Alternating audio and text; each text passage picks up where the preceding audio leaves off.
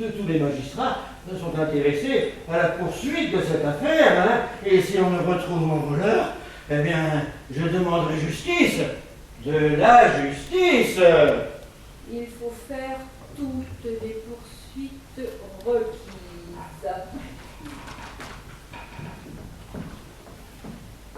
Vous dites qu'il y avait dans cette cassette 10 000 écus bien comptés. 10 000 écus. 10 000 écus. Le vol est considérable. Oh oui. Il n'y a pas de supplice assez grand pour l'énormité de ce crime. Et s'il demeure impuni, eh bien les choses les plus sacrées ne sont plus en sûreté. En quelles espèces était cette somme?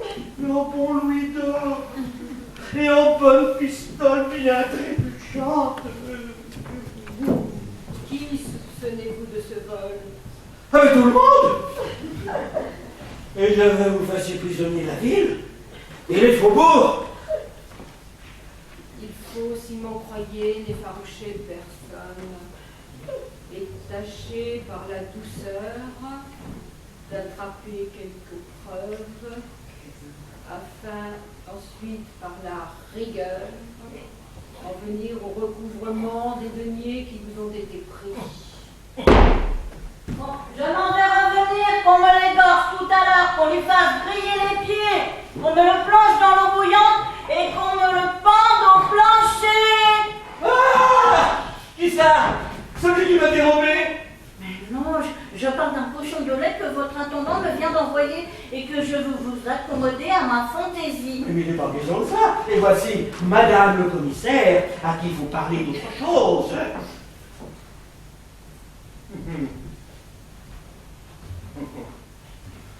Ne vous épouvantez point. Je ne veux point scandaliser. Et les choses iront dans la douceur. Madame est de votre souper? Il faut ici, madame, ne rien cacher à votre maître. Ma foi, madame, je vous montrerai tout ce que je sais faire et je vous traiterai du mieux qu'il me sera possible. Mais ça n'est pas là l'affaire. Mais si je vous fais pas aussi bonne chère que je le voudrais, c'est de la faute de monsieur votre intendant qui me rogne les ailes avec les ciseaux de son économie. Oui, mais il n'est pas question de manger. Et je veux que tu me donnes des nouvelles de l'argent que l'on m'a pris. On vous a pris de l'argent? Oui, coquine. Et je m'en vais te faire pendre si tu ne me le rends. Mon Dieu, ne la maltraitez point. Je vois à sa mine qu'elle est honnête femme et que sans vouloir se faire mettre en prison, elle vous découvrira ce que vous voulez savoir. Oui, mon ami, si vous découvrez la chose, il ne vous sera fait aucun mal et vous serez récompensé comme il faut par votre maître. On lui a pris son argent aujourd'hui et il n'est pas que vous n'ayez quelques nouvelles de cette affaire. Voilà une occasion de me venger de monsieur notre intendant. Depuis qu'il est entré séant, il est le favori et on n'écoute que ses conseils. Et puis j'ai encore sur le cœur les coups de bâton de tantôt. Qu'est-ce que t'as ruiné? Monsieur, si vous voulez que je vous dise le vrai, je crois que c'est monsieur votre cher intendant qui a fait le coup. Ah! Venez! Oui, qui me paraissait fidèle. Oui, ben moi je crois que c'est lui qui vous a dérobé. Mais sur quoi le crois-tu? Sur quoi? Ben oui. Sur quoi je le crois? Oui. Je le crois, sur ce que je le crois. Cela s'entend, mais il est nécessaire ici de donner les indices que vous avez. Oui. Mais l'as-tu vu, par exemple, rôder autour du lieu où j'ai mis mon argent? Oui, oui, je l'ai vu. Mais où est-ce qu'il était, votre argent? Dans le jardin. Ah ben, oui, oui, je l'ai vu dans le jardin. Mais où est-ce que cet argent était? Ben, dans une cassette. Voilà l'affaire, je lui ai vu une cassette. Mais comment elle est faite? Je verrai bien si c'est la mienne. Elle est faite comme une cassette. Décrivez-la un peu pour voir. Eh bien, c'était une grande cassette. Mais celle qu'on m'a volée est petite. Petite. Elle est petite par la taille, mais grande parce qu'elle contient. De quelle couleur est-elle? De quelle couleur? Oui. D'une certaine couleur. Mais ne sauriez-vous pas m'aider à dire n'est-elle pas gris? Ben non, elle est marron. Hein. Oui, gris, marron, c'est ce que je voulais dire. Bon sang, mais c'est bien sûr. Mais c'est elle, assurément. Écrivez, madame, écrivez, prenez sa déposition. Oh, ciel, à qui désormais se fier? Il ne faut jurer de rien, et je jure qu'après cela, mais je suis homme, allez me voler moi-même. Et surtout, voilà Valère qui vient, surtout n'allez pas lui dire que c'est moi qui vous ai dévoilé la chose. Allez, c'est Valère. Et donc on fait...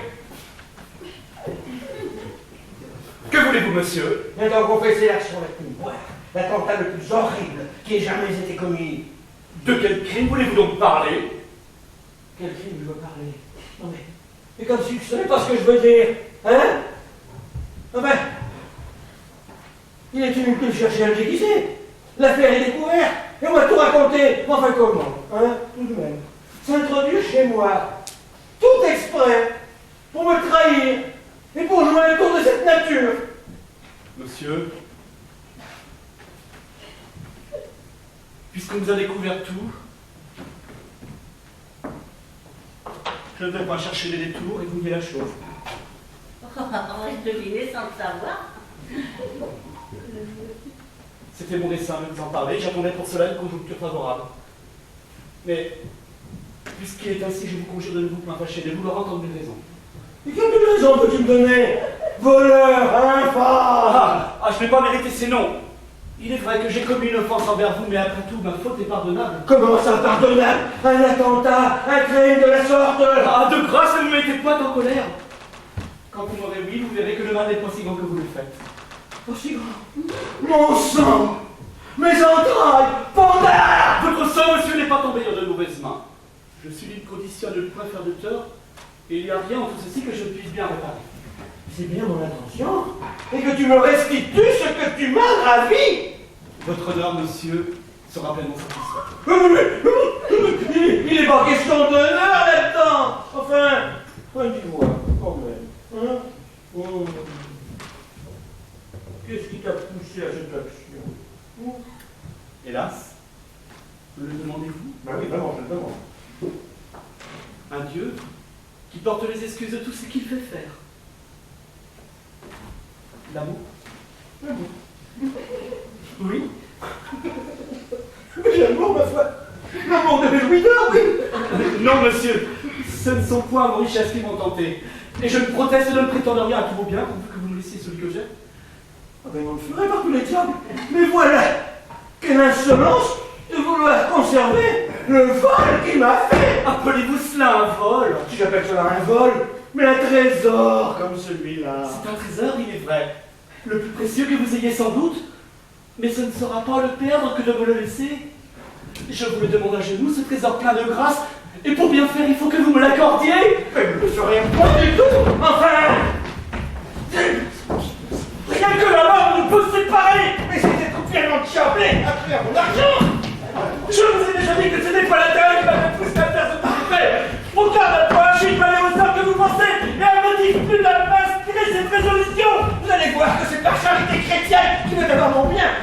et ta justice pendard et frontée de là-haut. Vous en ferez que vous voulez, et me voilà prêt de subir toutes les violences qu'il vous plaira. Mais vous prie de croire au moins que s'il y a du mal, ce n'est que moi qui l'en vous accuser, que votre fille ici n'est aucunement coupable. Ah mais ça je veux bien le croire. Ah mais ça ce serait fort étonnant que ma fille est à voir dans cette affaire, mais je veux revoir mon affaire justement, et que tu me confesses où tu me l'as enlevée. Moi? Mais je ne l'ai pas enlevée, elle est encore chez vous. Oh, ma chère Cassette. Elle est encore dans ma maison? Oui, monsieur. Et dis-moi, tu n'y as point touché, hein? Moi, elle touchée, elle lui fait tort aussi bien qu'à moi. Et c'est d'une ardeur toute pure et respectueuse que j'ai voulu pour elle. Brûlé pour ma Cassette. J'aimerais mieux mourir plutôt que de lui avoir fait passer une pensée offensante.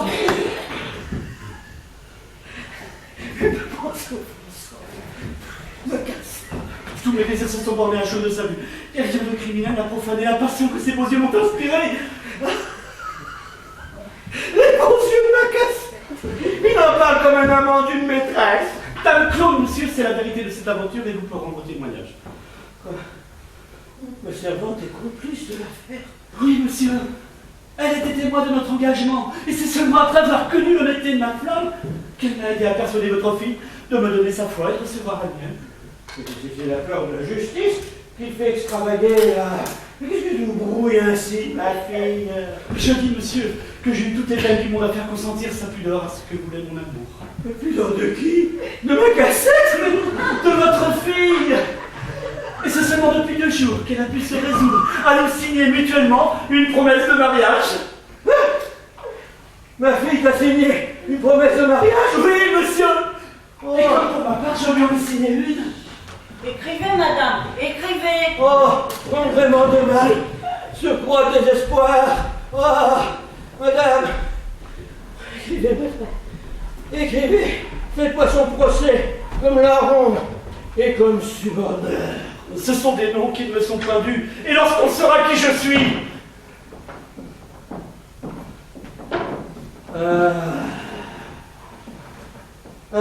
te voilà. Fille indigne d'un père comme moi. C'est ainsi que tu profites des leçons que je t'ai données. Te laisser prendre d'amour pour un voleur infâme et lui donner ma foi sans mon consentement. Et vous serez trompé l'un et l'autre. 4 bonnes murailles me répondront ta conduite. Une bonne potence me fera raison de ton audace. ce ne sera point votre passion qui jugera l'affaire, et l'on écoutera au moins avant que de nous condamner. Je me suis abusé de dire potence. Tu seras roué, tout vite. Mon père, je vous en prie, je vous conjure, prenez la peine de... Oh, mon père, prenez des sentiments un peu plus humains, je vous prie, et n'allez point pousser les choses dans les dernières violences du pouvoir paternel.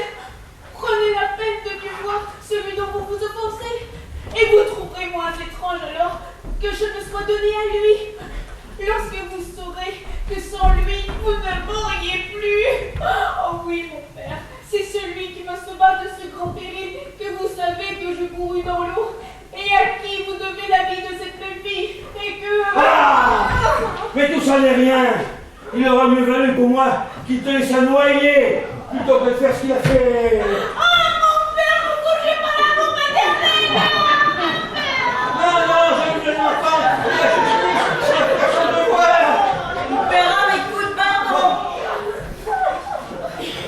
Monseigneur le Pagor! Dites-vous quand tout est mou! Seigneur Anselme. Seigneur Anselme. Voilà bien du trouble et du désordre au contraire que vous venez signer. On m'assassine dans le bien, on m'assassine dans l'honneur. Et voici un voleur qui m'a circulé chez moi sous le titre de domestique, qui a violé les droits les plus simples pour me dérober mon argent et me subordonner ma fille. Mais je ne vois pas quel crime on me peut faire de la passion que j'ai pour votre fille. Et la supplice, vous croyez que je puisse être condamné? Ils se sont donné l'un à l'autre une promesse de mariage. Mais cet affront vous regarde, Seigneur Anselme, et c'est à vous de faire entrer la justice. toutes les poursuites qu'il faudra.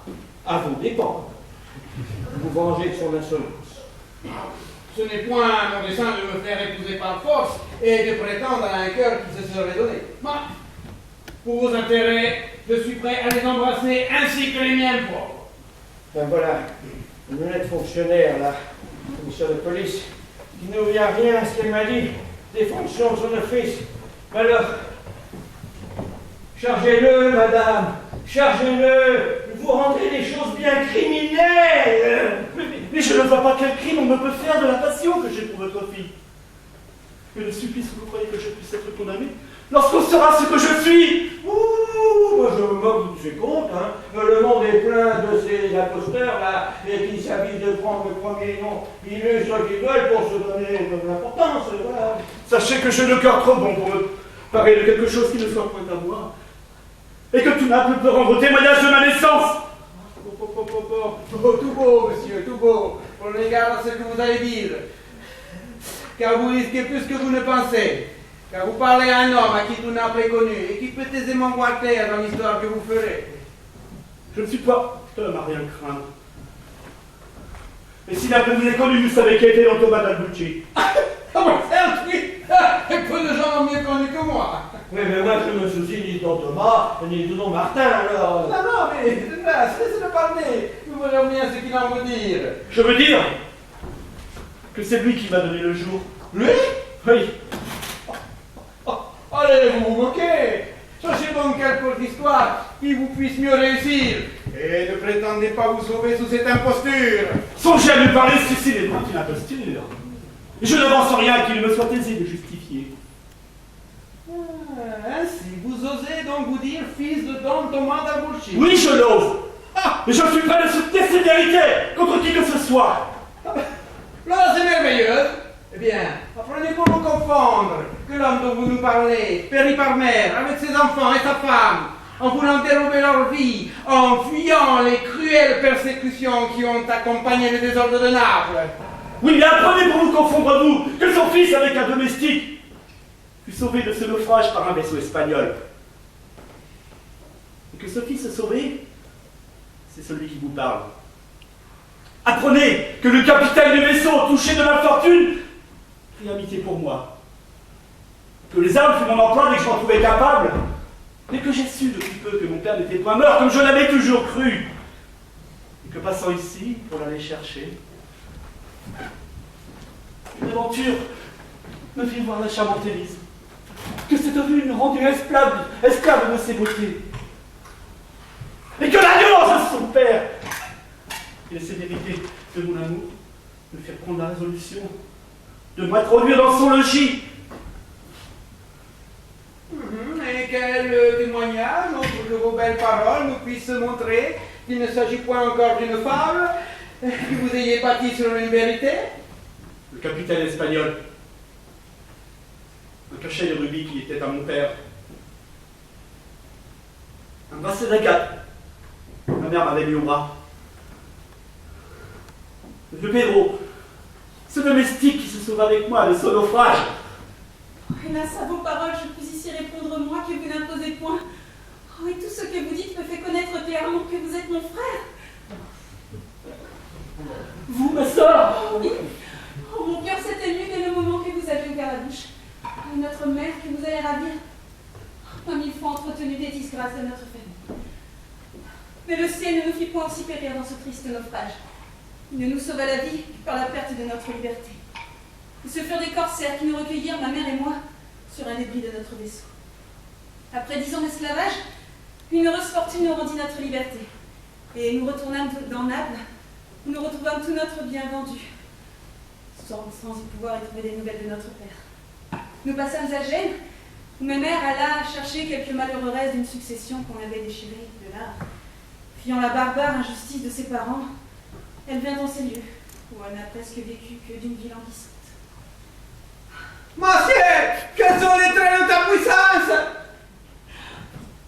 Embrassez-moi, mes enfants, et joignez vos transports à ceux de votre père.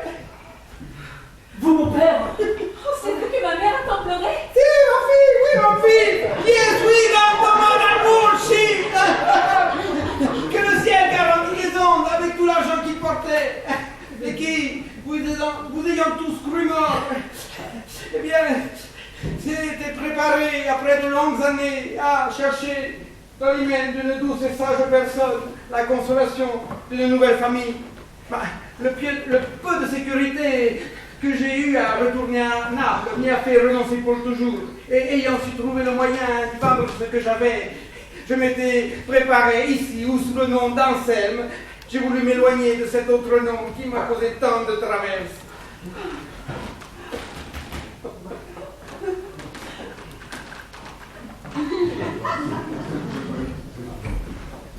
C'est là votre fils? Si!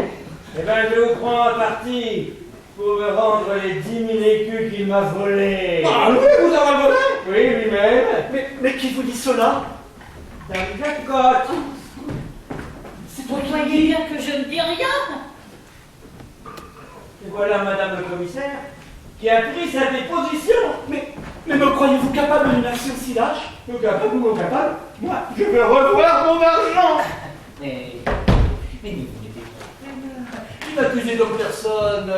J'ai découvert des nouvelles de votre affaire. Et je suis venu ici vous dire que si vous voulez bien vous résoudre à Me laisser épouser Marianne. votre argent vous sera rendu. Oui, qui Oui. Mais ne vous mettez pas non. Il est en lieu. Donc je réponds, et tout ne dépend que de moi. Et c'est à vous de vous déterminer, vous pouvez choisir. Ou de m'accorder Marianne, ou de perdre votre cassette. On n'en a rien noté. Mais rien du tout. C'est à vous de vous dire. Et de vous dire si vous suivez le consentement de cette mère qui lui laisse le choix entre vous Et moi? Oh, mais vous ne savez pas que ce n'est pas assez que ce consentement et que le ciel, avec un frère que vous voyez, vient de me rendre un père dont vous avez à monter.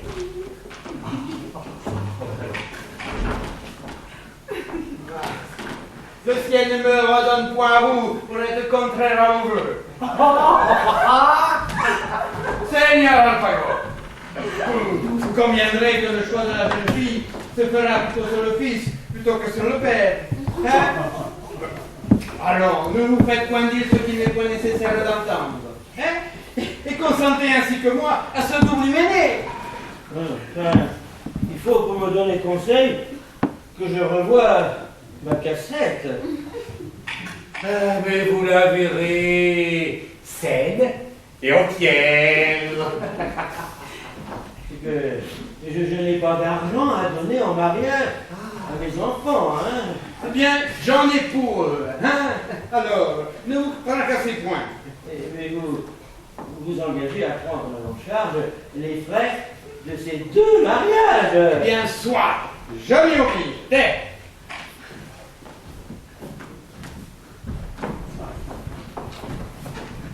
Un mariage?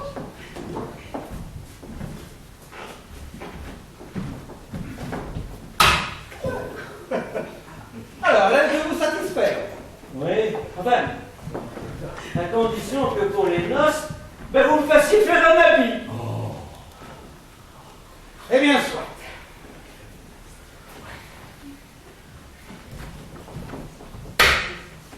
Voilà. Alors, mes enfants, allons jouir de l'allégresse que nous procure cet heureux jour.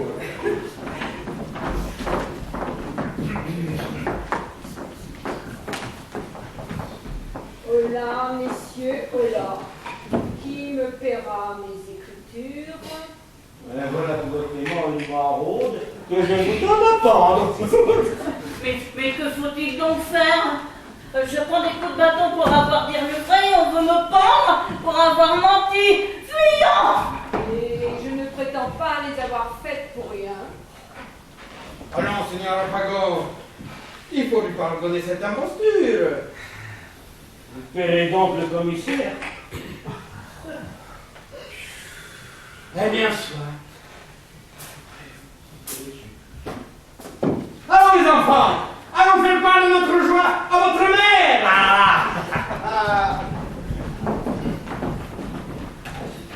Et moi, Au revoir, ma chère Cassie.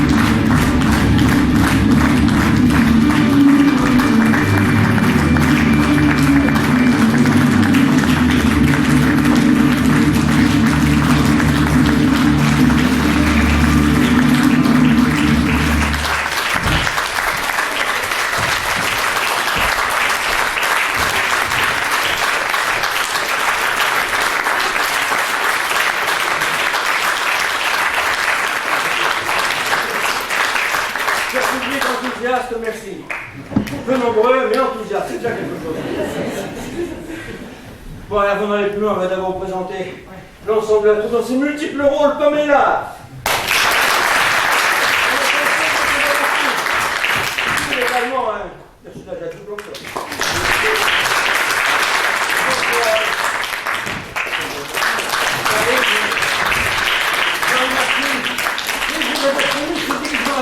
Que c'est aussi Frosine.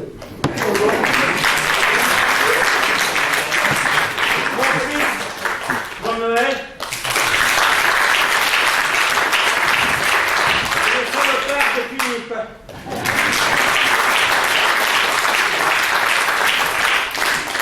Et le jeune Jean-Pierre.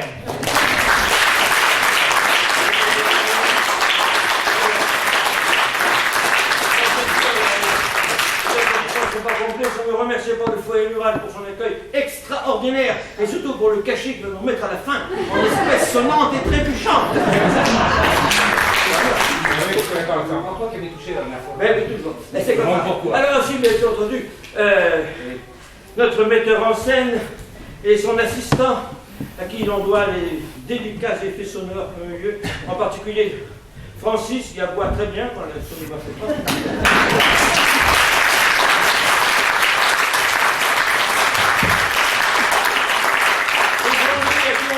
D'avoir eu le courage de choisir cette pièce et à nous, qui avons eu la conscience de nous lancer là-dedans.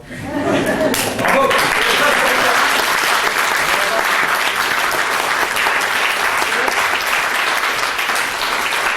Merci à tous.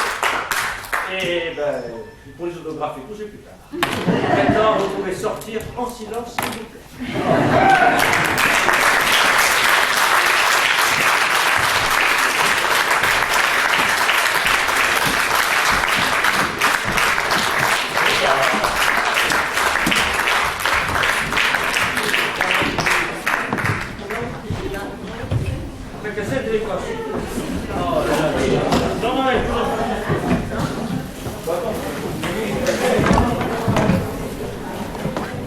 N'ayez pas peur, on est accessible. En fait, je ne comprends pas.